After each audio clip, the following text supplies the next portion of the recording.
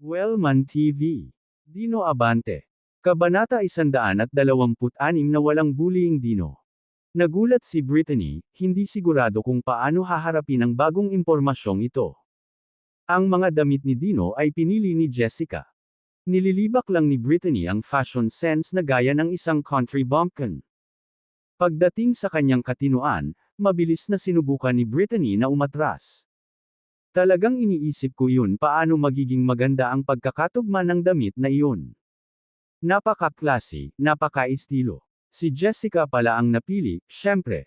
Si Jessica ang may pinakamagandang lasa, walang kapantay. Sayang lang sa kanya, sa batang taga-bayan. Maaari pa nga itong tawaging isang pagkasira ng kagandahan. Ito ay isang kalamidad. Brittany, kapag binubuli mo ulit si Dino, ipapatong ko ang bonus mo. Jessica, bakit lagi mo siyang kinakampihan? May problema ka ba niyan? Ako, wala akong reklamo. Natahimik si Brittany. Tila tuwing may issue sa pagitan nila ni Dino, kakampi si Jessica. Kasama niya. Ang kaisipang ito lamang ang nagpagalit kay Brittany. Desidido siyang itaboy ang slot assistant na ito palabas ng The Matthews Organization at palayo kay Jessica. Noon ay pumasok na si Andrew. Nakasuot siya ng malutong na puting Armani suit na may kumikinang na buhok at $1,000,000 na Rolex na gintong relo na nakapulupot sa kanyang palso. Isang sulyap ay sapat na upang makilala siya bilang isang mayamang supling. Hi, Jessica. Bati ni Andrew sa kanya at inabot ang kamay para makipagkamay. Gayunpaman, hindi sumagot si Jessica, umalis. Bahagyang nahiya si Andrew habang nagdadalawang isip na bawiin ang kamay. Mukhang gusto mong makipagkamay. Hayaan mo akong gawin ito para sa iyo. Hinawakan ni Dino ang kamay ni Andrew sa isang palakaibigan at masigasig na pag-iling. Tinanggihan ni Jessica, nakakaramdam na ng pagkairita si Andrew. Sa hindi inaasahan, si Dino, ang tinatawag na country boy, ay naglakas loob na makipagkamay sa kanya. Si Andrew ay regular na nag-ehersisyo sa gym, nagbubuhat ng mga timbang. Kaya niyang magtaas ng 100-pound barbell gamit ang isa kamay, kaya medyo malakas ang mga braso niya. Dahil kusang umabot si Dino, nagpa siya si Andrew na magturo. Him a lesson para maintindihan ni Dino na hindi niya dapat pakialaman si Andrew. Nang magsalubong ang kanilang mga kamay, kumilos ng maayos si Dino, ngunit higit pa sa pakikipagkamay ang nasa isip ni Andrew. Agad niyang nilakasan ang pagkakahawak, tinangka niyang durugan ang kamay ni Dino at magdulot sa kanya ng sakit. Nang maramdaman ang lakas ni Andrew, tumawa si Dino. Wow, Andrew, siguradong masigasig ka. Pinahahalagahan ko ito, ngunit hindi ako papayag na malampasan mo ako. Habang inilapat ni Dino ang kanyang sariling lakas, isang sigaw ang kumawala kay Andrew. Aray! Hayaan mo, damn it, sinasaktan mo ako. Ikaw bansang bumpkin, mayroon ka bang anumang asal? Nakipagkamay ka daw sa akin. Walang isa para pahabain ang discomfort ng iba, mabilis na bumitaw si Dino, nagpapaliwanag na may inosenteng ngiti. Pasensya ka na, Andrew. Lumaki sa bansa, maaaring marami tayong kapintasan, ngunit kilala tayo sa ating lakas. Kung saan ako nanggaling, mas mahigpit ang pagkakahawak mo, mas magalang ka kapag nakikipagkamay. Ikaw bansang bumpkin, nakakahiya. Sa tingin mo ba ang lugar na ito ay para sa isang tulad mo? Ang isang hamak na tulad mo ay dapat itapon ng security. Ang pangungulit ni Andrew kay Dino ay nagdulot ng sama ng loob ni Jessica. Humakbang siya para ipagtanggol siya. Andrew, magpakita ka ng respeto. Si Dino ang aking katulong. Ang hindi paggalang sa kanya ay hindi paggalang sa akin. Iniinsulto mo Dino nang walang dahilan. May utang ka sa kanya ng tawad. Kung hindi, hindi pa ito tapos. Kabanata 127 nag-iisa. Dahil sa kinatatayuan ni Jessica, nabigla si Andrew. Sa isip niya, si Dino, ang batang taga-bayan, ay walang iba kundi isang katulong. Paano kaya nagalit si Jessica kung siya ay sinisiraan? Matapos ang unang sorpresa, naisip ito ni Andrew. Ikinatuwiran niya na malamang na sinusubukan ni Jessica na protektahan ang kanyang sariling reputasyon. Pagkatapos ng lahat, ang Matthews ay ang nangungunang pamilya sa New York, at si Jessica ang tagapagmana nito. Baka sa kanya rin napunta ang mga panlalait ni Andrew sa kanyang assistant. Gayunpaman, kumbinsido si Andrew na si Dino ay hindi mananatili sa tabi ni Jessica magpakailanman. Determinado siyang ipaunawa kay Dino ang kahulugan ng sakit sa susunod na matagpuan niya ito ng mag-isa. Para patahimikin si Jessica, agad na humingi ng tawad si Andrew kay Dino. "Sorry, Dino. Hindi kita dapat tinawag na jerk sa harap ni Jessica. Wala akong ideya na nabubuhay pa kami sa isang panahon kung saan dapat kong isaalang-alang kung ang taong iniinsulto ko ay pag-aari ng iba." Ang mga salita ni Andrew ay halos hindi humihingi ng tawad, ito ay isa pang paghuhukay kay Dino. But Dino brushed it off with a chuckle, replying magnanimously, "Ayos lang. Gayunpaman, mayroon akong ilang payo para sa iyo, Andrew. Kung kailangan mo akong insultuhan, gawin mo kapag wala si Jessica. Hindi komportable para sa akin na tumugon ng maayos sa kanyang regalo. Ibig mong sabihin, sasampalin mo ako. Kung saan ako nanggaling, we're not so bound by formalities. Kung may hindi gumagalang sa atin, tinuturuan natin sila. Paggalang sa aming mga kamao. Kapag nandyan si Jessica, katulong niya ako at hindi ako susunod sa mga tuntunin sa kanayunan. Ngunit kung hindi siya, pagkatapos ay tumayo ako para sa aking sarili at wala sa iba. Kaya, Andrew, kung ayaw mong matamaan, mas mabuting i-provoke mo ako kapag naroon si Jessica. Kapag wala siya, makabubuting umiwas ka." Ang mga salita ni Dino ay hindi isang babala kundi isang palakaibigang paalala. Nakangiting lumingon si Andrew kay Jessica at sinabing, "Jessica, narinig mo siya. Naghahanap siya ng gulo. Kung sa huli ay nasaktan o nabaldado siya kapag hindi mo siya kasama, huwag mo akong sisihin. Hihilingin niya ito. Kung ano man ang mangyari kapag hindi ko kasama si Dino, sa mga oras na walang pasok niya, ay isang personal na bagay at walang kinalaman sa akin," pahayag ni Jessica. Siyempre, ganito ang naging conclusion ni Jessica matapos niyang masaksihan ang mga kakayahan ni Dino sa Ancient Mall. Isinasaalang-alang na wala sa mga bihasang manlalaban mula sa The Harrisons Martial Club ang makakatalo kay Dino, kahit na kailangang maging magalang si Jacob sa kanya. Akala ni Andrew matatalo niya si Dino. Walang alinlangan si Jessica kay Dino. Maaaring mawalan ng kakayahan si Andrew kung magalit. Gayunpaman, binalaan pa rin niya si Dino, kahit pagkatapos ng oras, mas mabuting huwag kang pumatay ng sinuman. "A fight is a fight, just make Andrew apologize. Huwag mong kunin ang buhay niya. Huwag kang mag-alala, Jessica. Tandaan, ako ay isang doktor, hindi isang butcher. Nagel, iligtas ako ng mga buhay. Hindi ko sila tinatapos. Gustuhin man ni Andrew na lumaban, o magpadala ng iba para gawin iyon, at worst, bibigyan ko lang siya ng leksyon. Hindi siya mawawalan ng buhay. Sa pinakadulo, maaari siyang gumugol ng ilang buwan sa kama, pagkatapos ay ilan pa sa isang wheelchair." Magiliw pa ring paalala ang mga salita ni Dino, na nagbabala kay Andrew na kung mangangahas siyang abalahin si Dino kung kailan wala si Jessica, ang mga kahihinatnan ay tulad ng nabanggit. Dahil nilinaw ni Dino ang kanyang sarili, ilalabas ko rin ang aking mga saloobin. Nagsimula ng makipagtulungan ng korporasyon ng aming pamilya sa ilang club mula sa New York Marshall United. Kung kinakailangan, maaari kong hilingin sa kanilang mga miyembro na makipag-spar kay Dino. Dino, magtiwala ka, hindi kita kikitil ng buhay. At ang pinakamasama, kailangan mo lang gugulin ang ikalawang kalahati ng iyong buhay sa isang wheelchair, panunuyan ni Andrew. Kabanata 128, Gustong magsugal. New York Marshall United. Natawa ito kay Dino, kahit na pinili niyang hindi ituloy ang pag-uusap. Ang kanyang focus ay sa kanyang yulang, na kung saan ay mabilis na lumalamig na kailangan itong tangkilikin habang mainit para sa pinakamahusay na lasa. Hindi na pinansin ni Andrew si Dino. Ang isang hamak na katulong ay hindi katumbas ng kanyang pag-aalala. "Jessica, dahil narito ka sa Prosperi Group's Unusual Stones Exhibition, bakit hindi ka makipagsapalaran at maglaro?" Tanong ni Andrew. Laruin ang ano? Ang tinatawag na exhibit na ito ay talagang isang jade gambling event. Hindi ako interesado. Nandito ka na pala, Jessica. Maaari ka ring maglaro ng ilang round. Sayang ang pagpunta at hindi ka nakikilahok. Sabi ko hindi ako interesado. Inulit ni Jessica ang kanyang pagtanggi, na naghahanap na humiwalay kay Andrew. Ayon humakbang si Dino na seryoso ang ekspresyon.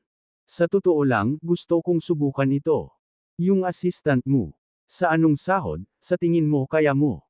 Saway ni Jessica. Ako ang iyong katulong. Pwede mo akong pahiramin. Pahiram sa akin ng 1 milyon, at pagkatapos kong maglaro, maibabalik ko ang 10 milyon. Ikaw. Ang matapang na pag-angkin ni Dino ay naging dahilan ng pagtawa ni Andrew. Iyan ay isang batang taga-bayan na nag-iisip na kaya niyang manalo ng 10 milyon sa 1 milyon lang.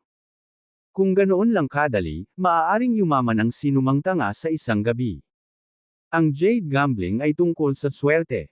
Pakiramdam ko ay mainit ang ulo ko ngayon. Parang hindi ako matatalo. Kung tiwala ka, kababayan, pautangin kita ng 1 milyon. Si Andrew ay naghahanap upang ayusin si Dino. Hindi ko kailangan ng pera mo. If Dino wants to play, I can give him the funds, Jessica cut in, addressing Dino with earnestness.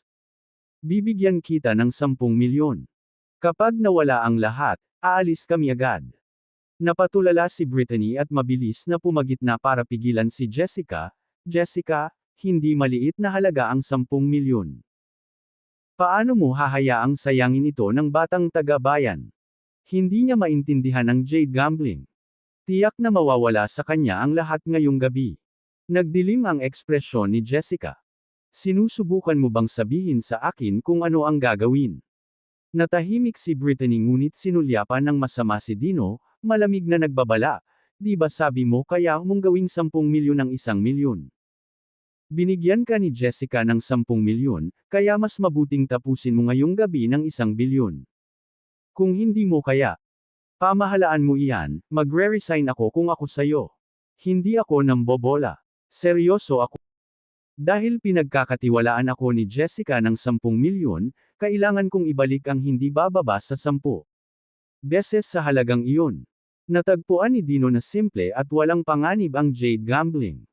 Ang gawain ay pumili ng bato na naglalaman ng jade mula sa isang tumpok ng mga ordinaryong.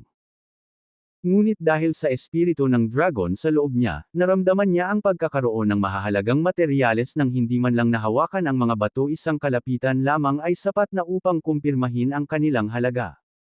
Kabanata 129. Hindi ka makipagpustahan sa kanya. Ang sagot ni Dino ay ikinatuwa ni Brittany, na kinukumbinsi siya na ang batang taga-bayan ang nahuli.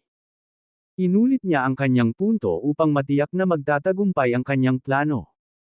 Tandaan, ikaw mismo ang nagsabi kung hindi mo mamultiply ang 10 milyon sa 10 ngayong gabi, wala ka na. Mawala sa The Matthews Organization at sa paningin ni Jessica. Magpakailanman. Okay. Walang pagdadalawang isip na pumayag si Dino. Nang makita ang tugon ni Dino ay nagkaroon ng plano sa isip ni Andrew. Ang batang taga-bayan na ito ay nang-ahas na gumawa ng gayong pag-angkin. Desidido si Andrew na ipahiya siya ng husto ng gabing iyon. Dino, sigurado ka bang maaari mong gawing bilyon ng 10 milyon ngayong gabi? Positibo. Dahil confident si Dino, bakit hindi tayo tumaya? Isang taya. Alam ni Dino na naglalagay ng bitag si Andrew, ngunit wala siyang pakialam. Na-curious siya kung ano ang meron si Andrew. Isip. Kaya nakangiting nagtanong si Dino, paano mo gustong tumaya, Andrew? Simple lang. Kung talagang manalo ka ng 1 bilyon gamit ang iyong 10 milyon, talo ako. Kung hindi ka nanalo ng 1 bilyon, ikaw, Dino, talo. Ang talunan ay kailangang bumaba sa pagkakadapa at gumapang sa paligid ng venue na ito, tumatahol na parang aso sa lahat ng oras. Tiwala si Andrew na matatalo si Dino, kaya iminungkahi niya ang nakakahiyang pusta na ito. Sa Unusual Stones exhibition ngayong gabi na dinaluhan ng marami sa mga elite ng New York, hindi lahat, ngunit hindi bababa sa isang makabuluhang bahagi, napakahiyang gumapang na parang aso habang tumatahol sa lupa. Ang Matthews, ang pangunahing pamilya ng New York, ay hindi makayanan ang gayong insulto. Kaya't kung si Dino ay natalo at gumapang sa lupa, walang alinlangan na si Jessica ay magpapaputok sa nakakahiyang taunang katulong na ito. Kung wala ang proteksyon ni Jessica, mas madaling makitungo si Andrew kay Dino. Bago pa makasagot si Dino ay pinutol na siya ni Jessica. Hindi ka maaaring sumang-ayon dito. Alam niyang walang silbi si Andrew at naiintindihan niya na hindi posibleng manalo si Dino ng 1 bilyon sa 10 milyon. Kung tatanggapin ni Dino ang taya na ito, nakatadhana siyang matalo ng 100%. Bakit hindi ako pumayag? Mukhang masaya itong bet na iminungkahi ni Andrew. Imagine, pagkatapos kong manalo ng 1 bilyon, kailangang gumapang si Andrew sa venue na parang aso at tahol. Hindi ba magiging interesante iyon? Dahil sa takot na baka umatras si Dino o makagambala si Jessica, mabilis na nagtaas ng boses si Andrew at tumawag. Lahat, magtipon. Gustong makipagpustahan sa akin ng assistant ni Jessica na si Dino. Tanong ko sa lahat ng nandito. Para magpatotoo, kaya walang makaka-atres mamaya. Kung gagawing bilyon ni Dino ang 10 milyon ni Jessica ngayong gabi, ako, si Andrew, ay matatalo. Kung nabigo si Dino na manalo ng 1 bilyon, talo siya. Ang mga tuntunin ng taya ay simple, ang natalo ay kailangang gumapang sa paligid ng lugar na ito ng nakadapa, tumatahol na parang aso. Higit pa rito, ang lahat ng mga saksi ay maaaring magtala ng talo ng aso na imitasyon. Maaari mong i-post ito kung saan mo gusto. Nang matapos ang kanyang deklarasyon, bumaling si Andrew kay Dino na may halong hamon. Ngayon narinig na ng lahat ang aming taya. Kung masyado kang duwag Dino para tanggapin ang pastahan na ito, kunwari hindi ako nag-suggest.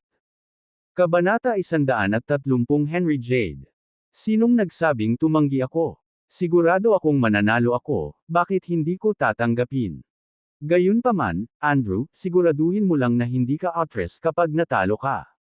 Pagkatapos ng lahat, ang mga taong ito ay pawang mga saksi sa ating taya.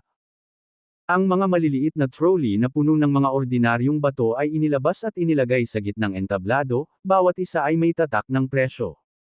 Noon ay lumapit ang isang matandang Ginoo na nakasuot ng suit at nakasuot ng gintong salamin. Andrew, sana hindi pa ako huli. Henry, tama ka sa oras. Beamed Andrew, ipinakilala ang bagong dating na may buong pagmamalaki. Lahat ba? Si gentleman. Siya ang pinakakilalang appraiser ng Florida, si Henry Jade.